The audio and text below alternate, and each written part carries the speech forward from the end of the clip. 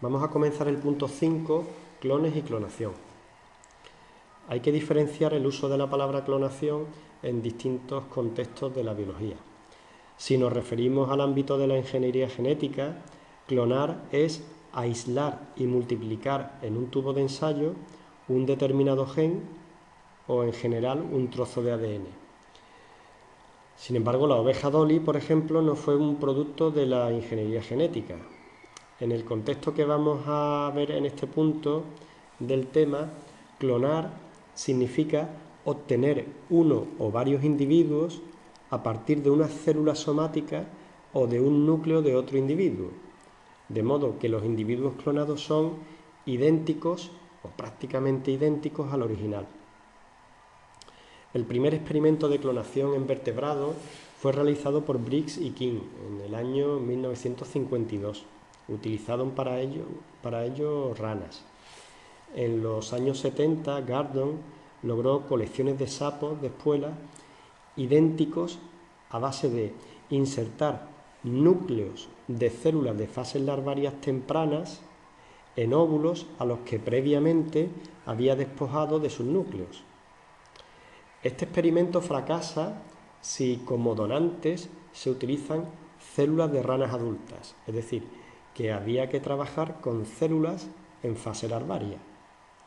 En años sucesivos se fueron obteniendo una gran cantidad de mamíferos clónicos, pero siempre utilizando células embrionarias en un estadio muy temprano, debido a que estas células aún no han entrado en diferenciación y por lo tanto poseen una propiedad que veremos en el siguiente punto, en el de las células madre, que es la propiedad de pluripotencialidad. Es decir, que estas células que están en una fase embrionaria pueden dar lugar a cualquier tipo celular de ese individuo. A este tipo de clonación, a este método, se le denomina hoy en día paraclonación. Pero con el 5 de julio de 1996, el equipo de Ian Wilmut, del Instituto Roslin de Edimburgo, comunicó algo realmente extraordinario. Habían logrado una oveja por clonación a partir de una célula diferenciada de adulto. Es decir, ya no se tenía que utilizar células en fase larvaria o en fase embrionaria. Esencialmente el método, que aún presenta una alta tasa de fracaso, consiste en obtener un óvulo de oveja, eliminarle su núcleo, sustituirlo por un núcleo de célula de oveja adulta, en este caso de las mamas, e implantarlo en una tercera oveja que sirve como madre de alquiler para llevar el embarazo, simplemente. Así pues, Dolly carece de padre y es el producto de tres madres. La donadora del óvulo, que la vemos aquí, la donadora del óvulo, que sería a la que se le ha quitado previamente el núcleo, el donante del núcleo, del material genético, del que aporta la inmensa mayoría del ADN, excepto el ADN mitocondrial que lo aporta esta oveja, la que aporta el óvulo. Esta sería la donante del núcleo, y la tercera oveja, que en este caso serviría solamente, como he comentado antes, como madre de alquiler, y la que evidentemente fue la que parió a Dolly. Genéticamente esta tercera oveja no aporta absolutamente nada. Científicamente se trata de un logro muy interesante, ya que demostraron que al menos bajo determinadas circunstancias es posible reprogramar el material genético nuclear de una célula totalmente diferenciada. Es decir, es algo así como volver a poner a cero su reloj biológico. Es algo así como ir hacia atrás en el tiempo de una célula. El proceso de clonación tiene la intención de lograr lo que de manera natural hacen dos núcleos, el espermatozoide y el óvulo, cuando se juntan. Cuando el espermatozoide entra en contacto con el óvulo, formando el ovocito, pues el espermatozoide se encuentra en fase G sub 0, mientras que en ese momento el ovocito está en la segunda fase meiótica, en la M2, con los cromosomas dispuestos en el ecuador de la célula. El espermatozoide activa al óvulo, que termina su segunda división meiótica, dando lugar a dos células haploides.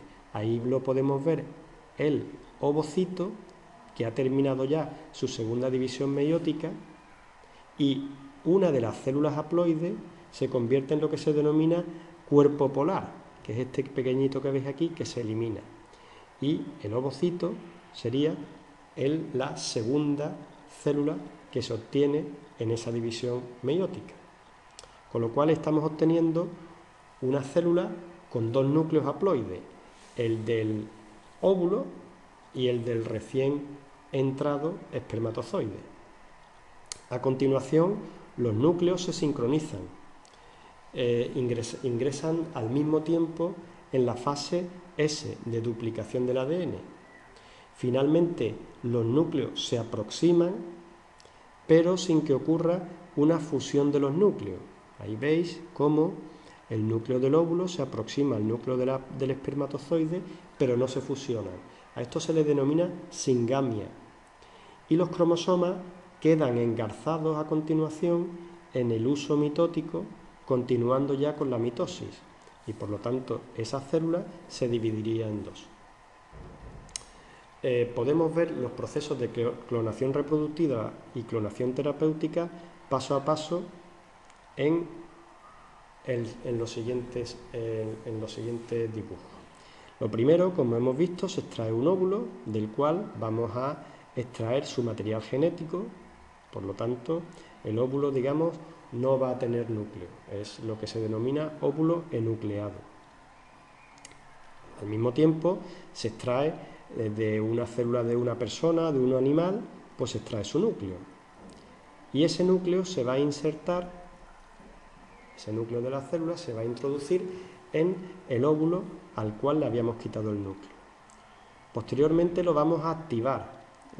Generalmente pues se realiza con una descarga eléctrica, y va a inducir a ese óvulo a dividirse por mitosis, de tal manera que se cultivan las células en el laboratorio, las células que se van formando en las sucesivas divisiones, y a los 4 o 5 días el embrión estaría formado por aproximadamente unas 200 células. Esto se le denomina blastocito. Bien, pues el blastocito se puede implantar en una hembra y se iniciaría el crecimiento del feto. El feto se desarrollaría como un embarazo normal y al final daría, pues, en este caso una persona o un animal, que sería un clon de la persona que donó el núcleo en la célula que vimos inicialmente. O bien, las células madres del blastocito se pueden cultivar en el laboratorio para dar lugar a diferentes tipos de tejidos. Por ejemplo, a tejido neuronal, muscular, a distintos órganos, a tejido óseo, con lo cual se le puede trasplantar a la persona que donó el núcleo y el riesgo de rechazo es prácticamente nulo. Es decir, no hay riesgo en absoluto de rechazo. Bien, pues a continuación veremos el punto 6, células madre, pero eso será en otro vídeo.